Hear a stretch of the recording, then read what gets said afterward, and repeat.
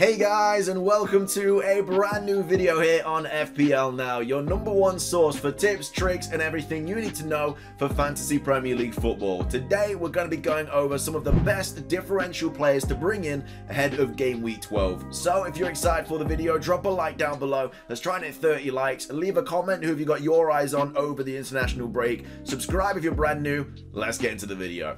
So, starting things off, the way I'm going to be going through this video is kind of like a wildcard draft. I mean, you could bring this team in on a wildcard if you really wanted to, but there's no Salah, there's no Chelsea defender, there's no Trent, there's no Cancelo. I wouldn't advise you to do it, but these are just a bunch of players that have got really good fixtures coming up, very low owned, all under 10%. They've been having good games previously, been scoring a lot of points, or they've got really good fixtures coming up. So, we're starting in goal with Lloris and Gaeta, or Gutierrez, I don't know how to pronounce his name, I think it's Gaeta. But yeah, Lloris is the first player we're going to take a look at. So he has got some really nice fixtures coming up. We know about the Tottenham fixture swing. Leeds at home, Burnley away, Brentford at home, Norwich at home, Brighton away, and then Leicester away. And then they've got Liverpool, which of course is a tough fixture. But then they've got Crystal Palace, Southampton, Watford, and Arsenal. So a really nice run of fixtures for Spurs. And if you have the likes of Sanchez in goal, who's just got a red card, you want to get rid of him, you've got a little bit of extra money in your pocket, then Lloris, I think, is a really good option to bring in. He is a world-class keeper, he's a World Cup winner. He's been at Spurs for ages. He's made some incredible saves over the years. He is only 5.4 mil as well, so he's actually gone down in price. But I just think that Lloris is a nice player to bring in if you just don't really... I mean, I don't really like using a transfer on a goalkeeper regardless, but like I say, if you're in a bit of a sticky situation because you have Sanchez and then the other player on your, the other keeper you have is maybe like Foster, who's got United next, who's probably going to concede, and you want a keeper over a nice run of fixtures, who's on good form, he's in a good team, especially with Conte coming in, tightening them up at the back, I think Lloris is a good option. He's going to get you quite a few points over the next few fixtures. Again, 5.4 is a bit annoying to pay for a goalkeeper, but with this run of fixtures, and with like I say, Kante coming in, it's only going to tighten things up. So I think Lloris is a nice little option that you should probably think about if you are wanting to get a new keeper in. As well as that, we've got Gaeta as well, the Crystal Palace keeper. He's only 4.5 mil. He's only owned by 7.2% of teams. And they're starting getting a couple clean sheets. Of course, they kept the clean sheet against City away, which, again, was crazy. No one expected that. Then, obviously, at Wolves as well, at home, they didn't concede a goal there. So, Gaeta's getting a few clean sheets under his belt. And they've got some nice fixtures coming up. A lot of people are bringing in Conor Gallagher because of the Crystal Palace fixtures. They've got Burnley, Villa, Leeds, United. Then they've got Everton, Southampton, Watford, Tottenham, and Norwich. So again, another really nice run of fixtures. Same reason as Lloris. If you do have Sanchez and you want to bring in a different goalkeeper, then Gaeta is a really good option, especially because he's the same price as well. You don't even have to pull apart your team or anyone else to bring this keeper in, who again has some really nice fixtures. Not as good as Lloris, he's not in as good as a team as Lloris is, but still really nice fixtures. And yeah, Crystal Palace look really solid this season. So yeah, definitely would not think badly about that. Coming up next, we have Johnson, the West Ham player. Again, he's very cheap, and he just seems to be playing every game now. He's played 90 in the last 4 games. Everton, Tottenham, Villa, and Liverpool, which are massive games, to be fair, that he's played in. He seems to have benched Soufal for whatever reason. I think Soufal had an injury, and then Johnson came in, and then Johnson's just been playing so well. The only problem about putting Johnson is they've got kind of tough fixtures coming up. Like Wolves away is great, but then they've got City, Brighton's okay, but then they've got Chelsea, then they've got Burnley, Arsenal, Norwich. Like if you have a West Ham defender as cheap as 4 mil, he's playing every week, and you've got this run of fixtures coming up, like from game week 16 to 28, they've got like what, 3 red fixtures, and the rest are green apart from 1 that's grey. Like, you want a West Ham defender for that run of fixtures. They did concede quite a few goals at the start of the season. It was annoying owning a West Ham defender. I had Cresswell at the start of the season before I got rid of him. So it was a little bit annoying. But at the same time, I mean, West Ham look really good this season. And, like I said, they've got a load of really good fixtures coming up. He's only 4 mil. Again, he might lose his spot. I don't know. He seems to be keeping Soufal on the bench. But again, he is just bench fodder. If you are on a wild card or something, definitely bring Johnson in. I think he's the new Livramento, personally, because Livramento fixtures kind of go bad now. Like, they've got Norwich away, but he's injured, so he might not even play that game. I think he's the new Livramento, because Livramento is now like 4.5 mil. He was 4 4 mil at the start of the season. So yeah, Johnson, keep your eyes on him because I think he's gonna become really good. Next up, we got Reguilon, who's just under 10% owned. I think he's going to be over 10% owned by the end of the international break, though. Again, same reason as Lloris. Really nice fixtures. Leeds, Burnley, Brentford, Norwich, all really good fixtures. Conte loves pushing his fullbacks forward. You know, Reguilon against Everton, I do believe it was, had a few shots, created a few chances. Looked really promising if you do own Reguilon. So, yeah, both fullbacks, I think, are really good, Emerson and Reguilon. I would probably opt for Reguilon, though, just because. But yeah, he's looking really, really nice, and I would love to have Reguilon in my team 100%. But yeah, again, good fixtures coming up, very attacking under a new manager.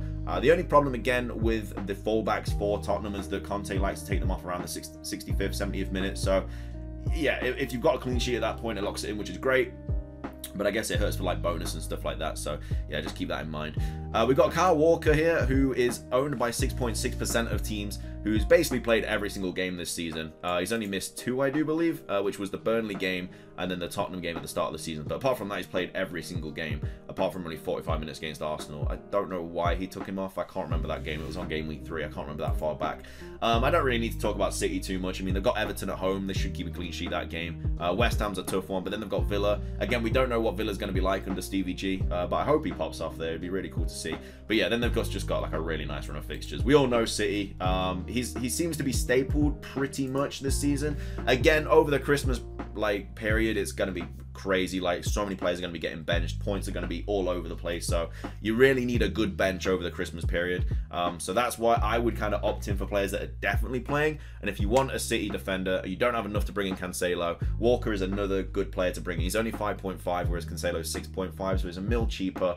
They're both playing every single game. I know Cancelo gets forward a lot more, has a lot more shots, creates a lot more chances, but if you don't have the money for Cancelo, you don't want to bring in a centre-back like Stones or Diaz or Laporte, then I think Walker could be a good option. Next up, we have the Norwich defender. There's not really too much to talk about here. I mean, Norwich, if you want to bring in a Norwich player, you can. He's really just on for bench fodder. They've got some nice fixtures coming up. Not too good over the international period, but he seems to be playing every game now. He's played 90 in the last 2. He played 21 on the Chelsea game. That was a 7-0 game. I mean, that was just a whitewash for anyone. But yeah, he seems to be owning his place now, which is good. He scored as well a couple of weeks ago, which is really good for him. Yeah, just a nice player to bring in if you do need someone for your bench and you're on a wild card. Coming up next, we have Lowton, Matthew Lowton. They've got some nice fixtures coming up. Burnley do, Crystal Palace, Tottenham, Wolves, Newcastle, West Ham and Watford. Burnley, they've kind of changed their tune a bit. You know, they drew against Chelsea. They beat Brentford 3-1. They just can't really keep a clean sheet at the moment. That's their only problem. Like, if you see the points that he's been scoring, yeah, he scored against Brentford and everything, which is obviously a really, really good game for him because he scored and assisted in that game.